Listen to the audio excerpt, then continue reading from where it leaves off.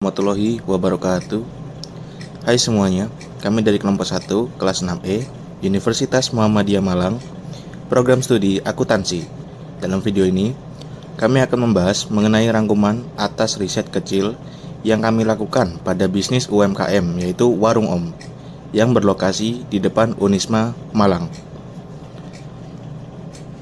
Maka dari itu, tolong simak videonya ya. Warung Om merupakan rumah makan cepat saji yang menghidangkan berbagai macam variasi ayam dan minuman. Letak bisnis ini sudah cukup strategis, karena posisinya yang cenderung dekat dengan gerbang depan Unisma, sehingga ini bisa menjadi peluang untuk mendatangkan pengunjung mahasiswa.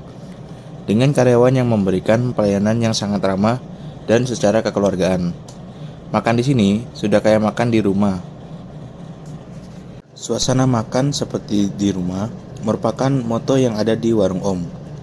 Moto ini dimaksudkan bahwa pelanggan akan merasakan suasana makan yang tidak jauh nyaman dari rumah atau tidak beda jauh dari rumah. Ini adalah cuplikan dari wawancara yang kami laksanakan. Nah, di sini ini adalah Mas Farid. Dia selaku manajer yang bertanggung jawab di outlet ini. Pada cuplikan ini, kelompok 1 sedang mengadakan sesi wawancara yang melibatkan Mas Farid sebagai narasumber manajer outlet.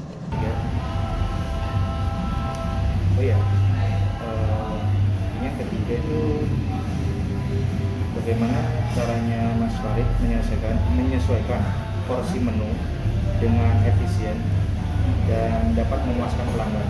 Jadi itu porsinya sama, harganya bisa ramah di kantong, dan juga itu oke lah buat pelanggan, worth it lah. Gimana pertanyaannya? Jadi dari pertanyaannya itu gimana caranya yang bisa memuaskan pelanggan dari kualitas produknya sama harganya. Pertama mungkin Pada analisis yang kami lakukan, terdapat beberapa teori yang bisa dikaitkan dengan studi kasus ini.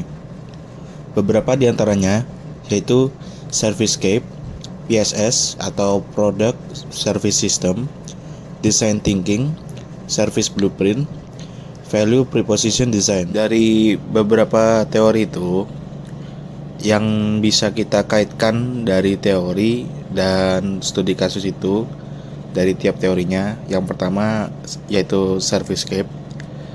Di Servicescape dapat terlihat dari pelayanannya yang ramah dan suasananya yang nyaman.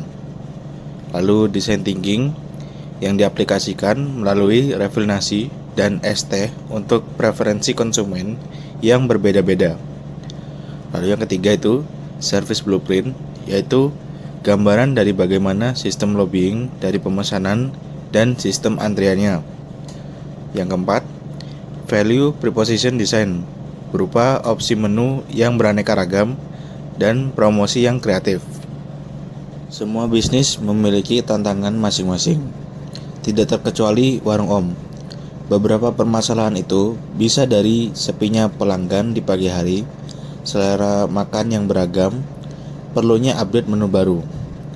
Untuk menjawab permasalahan itu, mereka membuat keputusan yang kreatif, mulai dari menciptakan promosi berupa spin wheel untuk menarik pelanggan di pagi hari, menyediakan refill untuk nasi, es teh, dan sambal, lalu melakukan monitoring di kolom komentar sosial media sebagai bentuk riset pelanggan. Itu SDGs. SDGs merupakan tujuan pembangunan berkelanjutan, yaitu adalah rencana aksi global untuk mengatasi berbagai tantangan dunia, seperti kemiskinan, kelaparan, ketimpangan, perubahan iklim, dan degradasi lingkungan, demi menciptakan masa depan yang lebih baik dan berkelanjutan untuk semua orang. Analisis yang sudah dilakukan dapat diidentifikasikan bahwa Warung Om mendukung sebagian dari tujuan SDGs. Yang pertama yaitu pekerjaan layak dan pertumbuhan ekonomi. Yang kedua, konsumsi dan produksi bertanggung jawab. Yang ketiga, kesehatan dan kesejahteraan. Kesimpulannya, desain barang dan jasa yang baik dapat memberikan pengaruh yang baik pula bagi pelanggan dan bisnis itu sendiri. memberikan kepuasan pelanggan yang lebih baik dan mampu dalam berdaya saing. Warung Om menunjukkan bahwa strategi yang simpel saja dapat mengarah ke hasil yang positif, asalkan pelaksanaannya tepat sasaran. Selanjutnya yaitu refleksi kelompok. Dari awal mulainya mini riset, kami menyadari seberapa pentingnya pembagian tugas masing-masing anggota dengan menyesuaikan keahliannya dengan adil dan komunikasi yang jelas. Pada saat berada di lapangan, kami mengalami kesulitan dengan mencari lokasi dan menentukan jadwal wawancara. Tapi, wawancara dan pengumpulan data di lapangan tidak akan selesai jika tidak dengan pendekatan yang baik ke pihak outletnya. Selain belajar mengenai pengalaman melakukan riset bersama tim, kami juga mempelajari bahwa desain barang dan jasa tidak hanya tentang bentuk dan tampilannya, melainkan juga bisa dari presentasinya yang diiringi dengan strategi, efisiensi, dan pengalaman pelanggan.